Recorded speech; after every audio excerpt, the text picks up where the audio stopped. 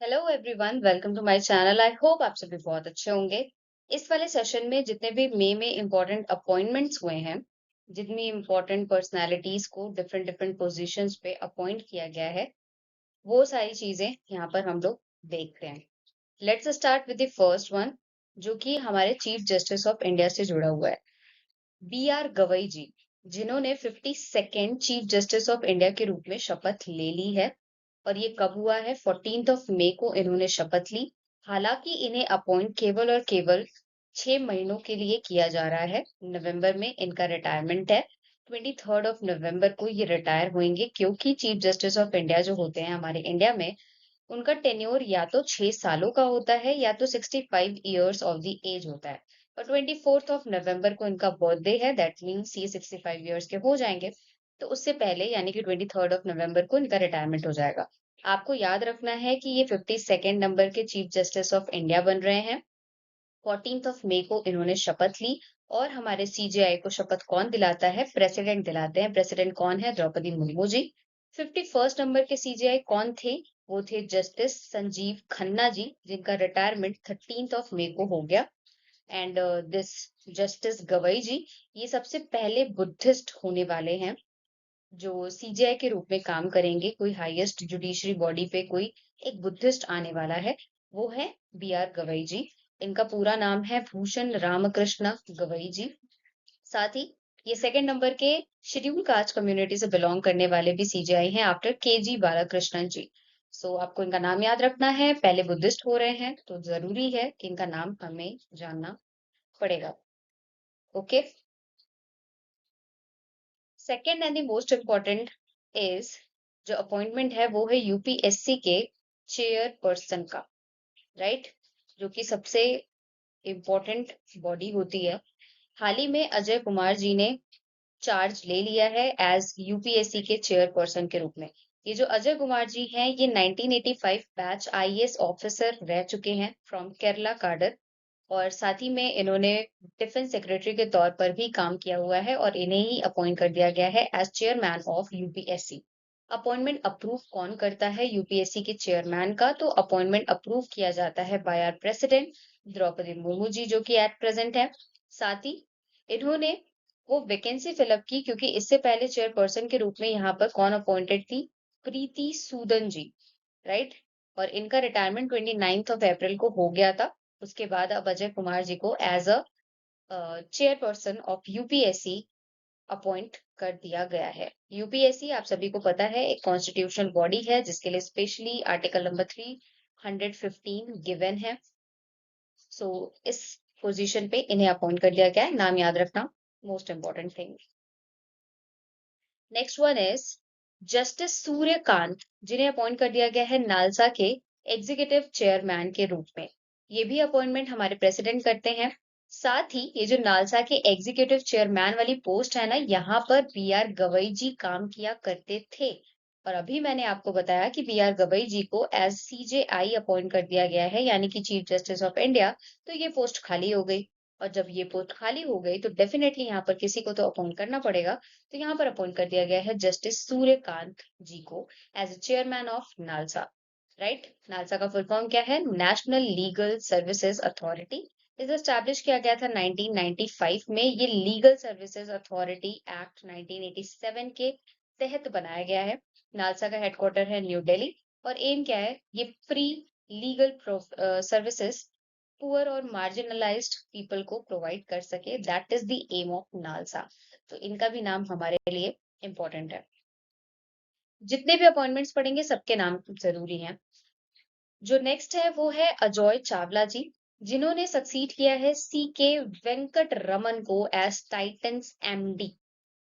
तो होने क्या वाला है? न्यू मैनेजिंग डायरेक्टर यानी कि एमडी अपॉइंट किया जा चुका है अजॉय चावला को, जो कि चार्ज संभालेंगे फ्रॉम 1 जनवरी 2026 यानी कि नेक्स्ट ईयर से। अभी क्या हो रहा है? सी के वेंकट रमन इसके एट प्रेजेंट मैनेजिंग डायरेक्टर हैं टाइटन के।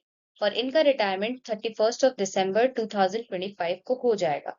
टाइटन कंपनी लिमिटेड, जो कि एक टाटा ग्रुप का एंटरप्राइजेस है।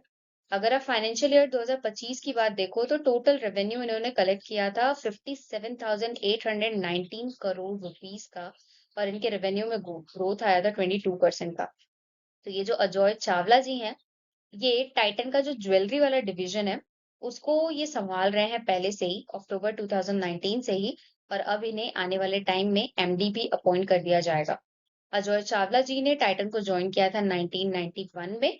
टाइटन वॉचेस लिमिटेड ये कब फाउंड किया गया था? 1987 में। टाइटन के वॉचेस बहुत सारे लोग पहनते भी हैं। नेक्स्ट जो है दैट इज एफएसआईबी। एफएसआईबी का फुल फॉर्म है फाइनेंशियल सर्विसेज इंस्टीट्यूशन ब्यूरो। इन्होंने संजय जोशी जी को अपॉइंट कर दिया है as CMD of Oriental insurance. ये जो ओरिएंटल इंश्योरेंस कंपनी लिमिटेड है यानी कि ओआईसीएल, ये इंडिया का, अगर आप top 4 major public sector general insurance company देखो तो उनमें से एक है ये ओरिएंटल, राइट। इसके सीएमडी के रूप में अभी तक जो है वो काम कर रहे थे आरआर सिंह जी, जो कि 1987 के ऑफिसर रह चुके हैं। इनका रिटायरमेंट फरवरी 2025 में हो चुका था।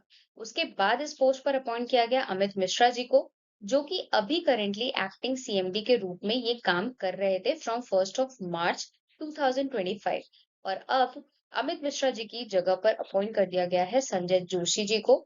एंड करेंटली जो जोशी जी हैं ये कहाँ पर काम कर रहे हैं? तो करेंटली जोशी जी काम कर रहे हैं as general manager at United India insurance company में।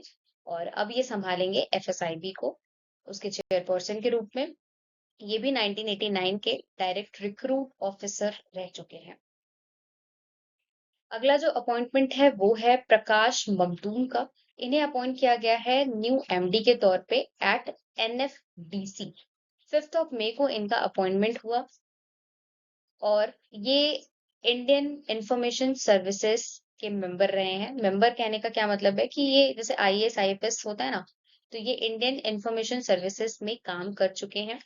1999 के बैच से ये ऑफिसर रहे हैं। साथ ही इन्हें अपॉइंट किया गया है as managing director of national film development corporation यानी कि एनएफडीसी का। ये अपॉइंटमेंट अनाउंस किया गया है हमारी मिनिस्ट्री ऑफ इंफॉर्मेशन टेक्नोलॉजी के द्वारा। अब एनएफडीसी इसे कब फॉर्म किया गया है? इसे स्टैब्लिश किया गया है 1975 में।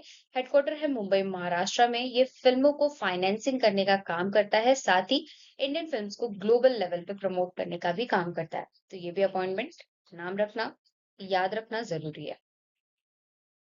अगला जो अपॉइंटमेंट है वो आईएमएफ बोर्ड का है।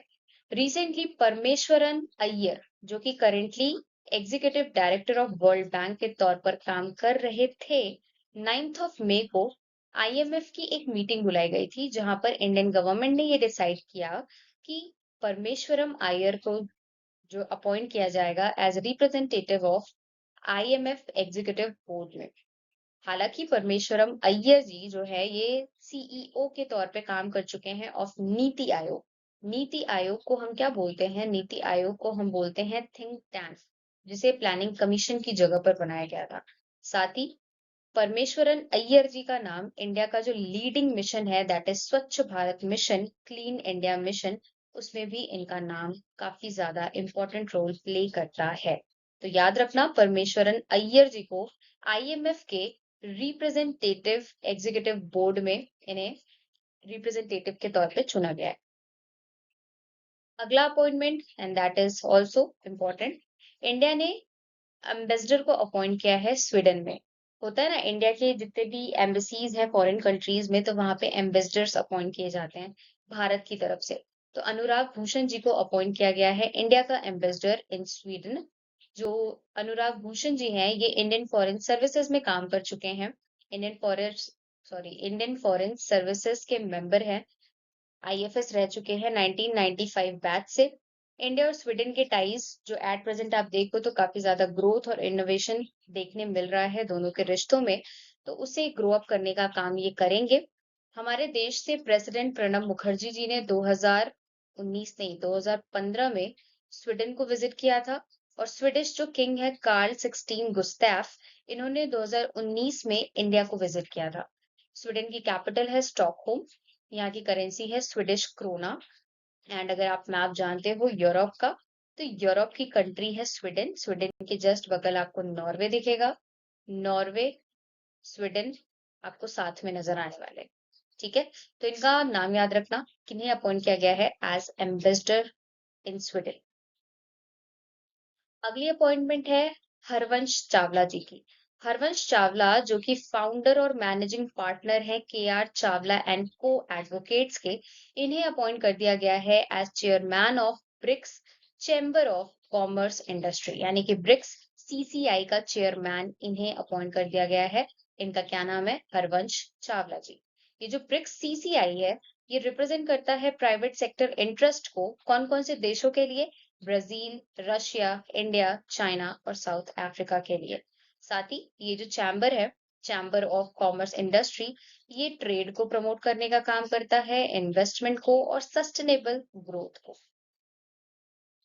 अगली अपॉइंटमेंट है कपिल देव जी की। Indian cricketer 1983 world cup hero, जिन्हें हम कपिल देव के नाम से जानते हैं।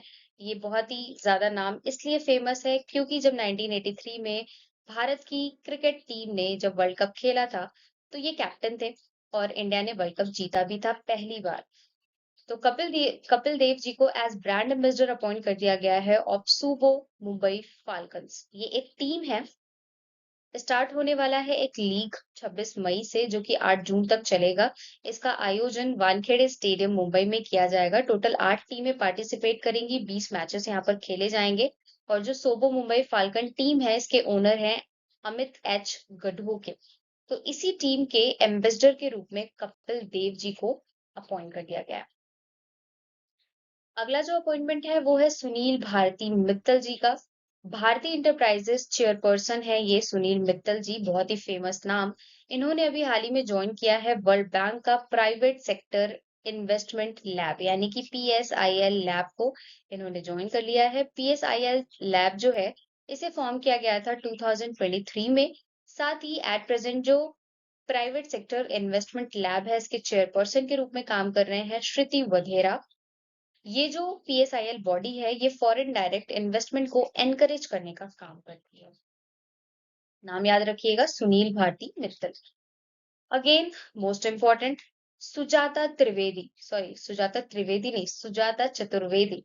इन्हें अपॉइंट किया गया है यूपीएससी के बोर्ड मेंबर के रूप में। 1989 आईएएस बैच बिहार कैडर से बिलोंग करने वाली, इनका नाम है सुजाता चतुर्वेदी। इन्हें यूपीएससी के बोर्ड मेंबर के रूप में अपॉइंट कर दिया गया है।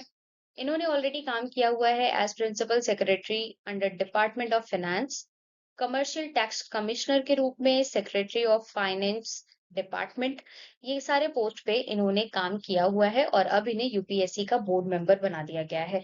तो आपको यूपीएससी का चेयरपर्सन याद रखना है, कौन बने हैं? अजय कुमार जी। और जो नई अपॉइंटमेंट हुई है यूपीएससी बोर्ड मेंबर की, वो भी याद रखना है, सुजाता चतुर्वेदी जी। अगला appointment again most important, India Pakistan के जो बढ़ते हुए टेंशंस को देखते हुए पहलगाम में जो टेरर अटैक हुआ था, इंडियन गवर्नमेंट ने ये डिसाइड किया कि जो नेशनल सिक्योरिटी एडवाइजरी बॉडी है, इसमें कुछ चेंजेस किए जाए। तो चेंजेस के तौर पे इन्होंने क्या किया, जो फॉर्मर चीफ ऑफ रॉ थे, यानी कि रिसर्च एंड एनालिसिस विंग के जो फॉर्मर चीफ थे, आलोक जोशी, इन्हें चेयरपर्सन के रूप में अपॉइंट कर दिया गया है एनएसएबी का, नेशनल सिक्योरिटी एडवाइजरी बोर्ड का, ताकि इंडिया की सिक्योरिटी को और ज्यादा स्ट्रेंथन अप किया जा सके। और ये जो बॉडी बनी है, ये जो बोर्ड के मेंबर्स होंगे, ये लोग क्या करेंगे, गवर्नमेंट को मिलिट्री लेवल पे intelligence, diplomatic strategies, national security decision को ओवरसी करने के लिए सजेशंस देंगे। तो नाम याद रखना बहुत जरूरी है। एक्स रॉ के चीफ रह चुके हैं आलोक जोशी जी, और अब ये चेयरमैन भी हैं किसके? एनएसएबी के, यानी कि नेशनल सिक्योरिटी एडवाइजरी बोर्ड के। So that's it. ये सारे जितने भी थे, ये मई के इम्पोर्टेंट अपॉइंटमेंट्स थे, जितने भी मई मंथ में हुए हैं, राइट?